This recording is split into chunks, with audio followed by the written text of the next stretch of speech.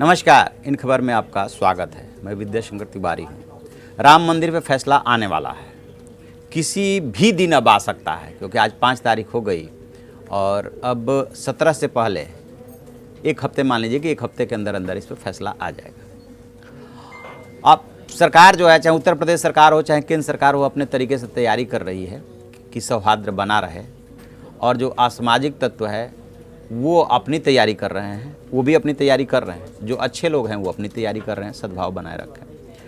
लेकिन यदि इतिहास के आईने में राम मंदिर के पूरे प्रकरण को हम झांकेंगे, देखेंगे, तो कई चीज़ें ऐसी जानकारी मिल रही है जिसके बारे में बहुत कम सुना जाना होगा। उसी में से एक उन 5 किरदारों के बारे में हम आपको बताना चाहते हैं कि कैसे राम मंदिर का आंदोलन शुरू हुआ और कैसे उसमें किसने किसने महती भूमिका निभाई, किसने सेक्रीफाइस किया। वैसे आप याद करेंगे तो वीएचपी और जो महंत अवैधनाथ होते थे, गोरक्षा पीठ के मुखिया और मौजूदा मुख्यमंत्री योगी आदित्यनाथ के गुरु, वो याद किए जाते हैं कि 80 के दशक में इन लोगों ने इसको शुरू किया था। लेकिन बात सिर्फ इतना ही नहीं है।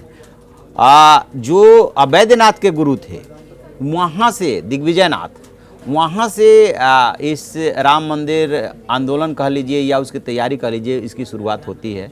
तो इसके जो 5 किरदार हैं, उसमें से सबसे बड़ा जो नाम है वो महंत अभिराम दास का है, जो कि निर्मोही अखाड़ा के हैं। कहा इनके बारे में जाता है कि इन्होंने ही 1949 में उस मस्जिद में मूर्ति रखने का साहस दिखाया था। और इनका कहना ये था कि जब वो सपना देखते हैं तो जहाँ गर्भगृह है वहाँ पे रामलला इनको दिखाई देते हैं। और जैसे इनको इसी नाते जो है, बाद में इनके साथ और भी लोग थे लेकिन रखा था इन्होंने ही, ऐसा कहा जाता है। और एक दूसरी थ्योरी ये है कि वहाँ पे रामलला प्रकट हुए थे, जहाँ जो चबूतरा है, चबूतरे से रामलला की मूर्ति जो है उठ करके गर्भगृह में चली गई थी 1949 में, वही 22-23 दिसंबर को। मुकदमेबाजी की शुरुआत हो गई थी 1885 में। 134 साल मुकदमे का इतिहास है। तो पहला सबसे बड़ा नाम अभिराम दास, जिनको उद्धारक बाबा, जन्मभूमि का उद्धारक बाबा भी कहा जाता है। तो इनके सपने वाली बात एक।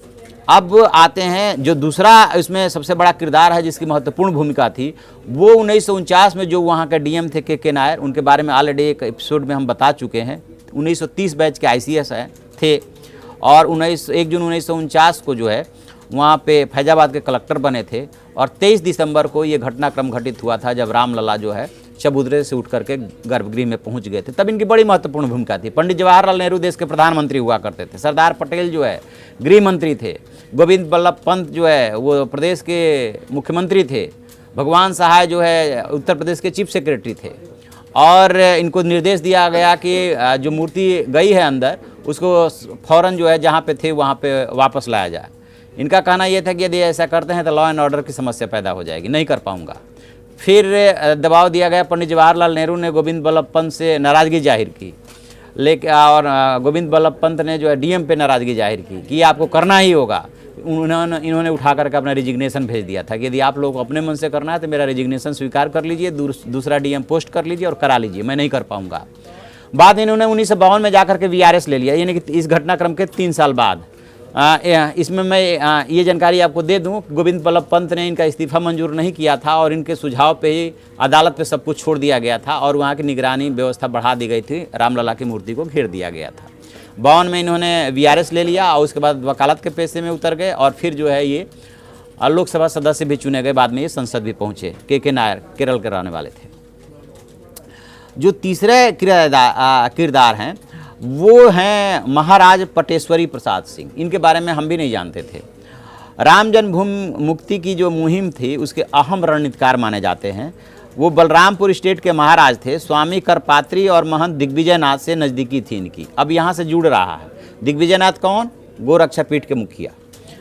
करपात्री महाराज कौन? करपात्री महाराज बहुत फेमस हैं। और तीसरे ये 1914 में इनके अजमेर के मेयो कॉलेज में पढ़े महाराज का जो टेनिस से लगाव था, इसी नाते इनकी के नायर से भी दोस्ती थी, यानी कि जो ICS थे और जो फैजाबाद के डीएम थे। तो इस तरीके से ये चौकड़ी बनी कि ये महाराज पटेश्वरी प्रसाद सिंह, करपात्री महाराज, के नायर और अभिराम दास से भी इन लोग की दोस्ती थी। ऐसे होता है। फिर इन्होंने भी इसमें महत्वपूर्ण भूमिका निभाई थी। और इन्होंने कराया क्या था कि ये अपने आज़ादी के समय एक यज्ञ उन्होंने अपने स्टेट में कराया था। वहीं करपात्री जी से इनकी मुलाकात हुई थी और वहीं फिर राम जन्म उद्धार के लिए जो भूमि है उसके उद्धार के लिए रणनीति बनी थी। अब स्वामी करपात्री महाराज कौन है? स्वामी करपात्री महाराज धर्म सम्राट कहा जाता था। वो एक बेहद अलग तरह के सन्यासी थे। कुछ लोग उन्हें सन्यासी राजनेता भी कहते थे। सनातन धर्म के प्रचार में उन्होंने अपनी पूरी ज़िंदगी लगा दी थी। उनके सन्यास से पहले का नाम हरिनारायण ओझा था और बिहार के बताए जाते हैं। उन्होंने कई किताबें लिखी हैं, जिसमें उनकी सबसे ज़्यादा चर्चित जो किताब हुई वो राम राज्य और मार्क्सवाद। एक राजनीतिक दल भी स्वामी जी ने बना डाला था, राम राज्य परिषद। लोकसभा में 4 सदस्य भी इनके पहुंच गए थे। गो हत्या के खिलाफ इन्होंने बहुत बड़ा आंदोलन चलाया, संसद पे प्रदर्शन किया, पुलिस और साधुओं के बीच में संघर्ष हुआ, कई साधु मारे गए। उस समय इनका काफ़ी नाम चर्चे में आया था। राम जन्मभूमि मुक्त कराने की बुनियाद उन्होंने ही डाली थी। कहते हैं कि पहला औपचारिक संकल्प भी उनके सामने लिया गया और संकल्प लेने वालों में से जो थे बलरामपुर स्टेट के राजा पटेश्वरी प्रसाद सिंह, जिनका अभी मैं जिक्र कर रहा था, ICS जो के नायर और महंत दिग्विजय नाथ। तो ये 4 लोग हैं, तो कड़ी आपस में जुड़ जा रही, क्योंकि आपस में ये लोग परिचित थे, दोस्त थे। एक जो 5वां नाम आ रहा है वो जो है गीता प्रेस के जो संचालक हैं रहे और कल्याण मैगजीन जो निकालते थे, काफ़ी चर्चित आध्यात्मिक मैगजीन थी, उसके जो संचालक है हनुमान प्रसाद पोद्दार। उनका भी इस पूरे आंदोलन में नाम आता है। मतलब आंदोलन की बुनियाद रखने में भाई जी के नाम से मशहूर थे और कल्याण पत्रिका के संस्थापक के तौर पे उनको जाना जाता है। गीता प्रेस की स्थापना सेठ जयदयाल गोयनका ने की थी, लेकिन उसके सर्वे सर्वा यही 1892 में जन्मे भाई जी थे, यानी कि हनुमान प्रसाद पोद्दार थे। उन्होंने राम जन्मभूमि पर कल्याण का अंक भी निकाला और मदन मोहन मालवीय से बहुत ज़्यादा प्रभावित थे। उस रात के तमाम इंतजामों की जिम्मेदारी इन्होंने ही ओढ़ी रखी थी। किस रात की बात हो रही है? 22 और 23 दिसंबर की रात में 1949 में रामलला की जब मूर्ति रखी गई, कहाँ? चबूतरे से हटा करके गर्भगृह में, यानी कि मस्जिद में। उस समय वो मस्जिद थी। तो इन्होंने सारे इंतजाम की जिम्मेदारी इन्हीं की थी और मूर्तियों की स्थापना की भी और प्राण प्रतिष्ठा की भी। आज़ादी के आंदोलन से उनका जुड़ाव था। वो पौने 2 साल नज़रबंद भी रखे गए थे हनुमान प्रसाद पोद्दार।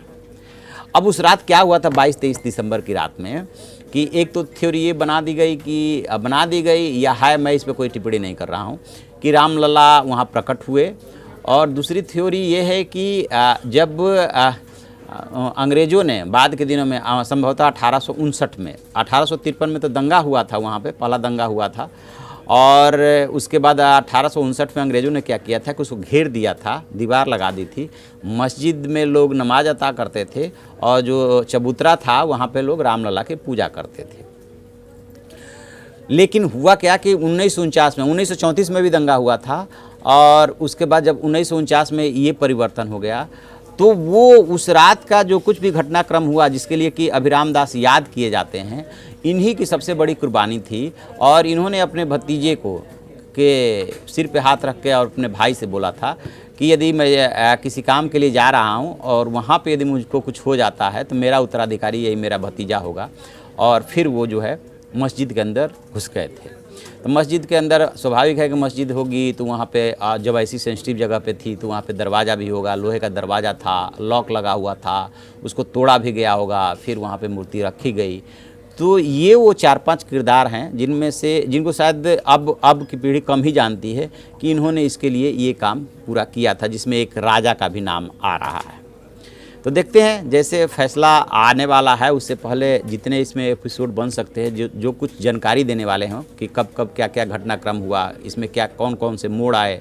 134 साल मुकदमे का इतिहास हो गया। अब वैसे यदि राम जन्मभूमि विवाद वास्तव में शुरू होता है तो 1528 से शुरू होकर के और 2019 तक लगभग 5 सदी का ये विवाद है। तो सुप्रीम कोर्ट क्या फैसला देता है, इस पर सबकी नज़र लगी हुई है। जो भी अपडेट मिलेगा हम आपको बताते रहेंगे। आप देखते रहिए हमारा डिजिटल चैनल इन खबर। Thank you. इन खबर चैनल को सब्सक्राइब करें और बेल आइकन दबाना ना भूलें।